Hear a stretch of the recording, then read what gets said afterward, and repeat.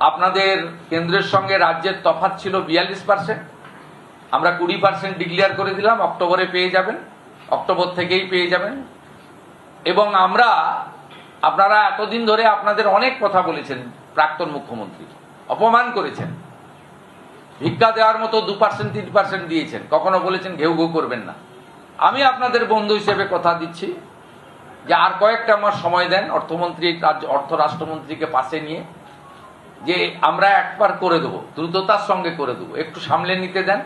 মাত্র 1.5 মাস বয়স এই সরকারের, এবং বিপুল ঋণের বোঝা আছে, সব দিক সামলে এগোতে হচ্ছে। আপাতত 20% আপনাদের দিলাম, পুজোর মাসেই অ্যাকাউন্টে পেয়ে যাবেন। আমরা পুজোর মাসেই আপনাদের অ্যাডভান্স অ্যাকাউন্টে ঢুকিয়ে দেবো, অক্টোবর মাসে 20% দিয়ে।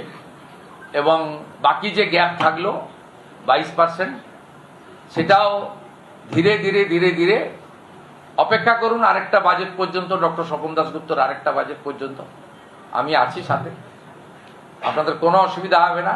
7th পে কমিশনের কমিটি করে দেওয়া হয়েছে, সহযোগিতা করুন।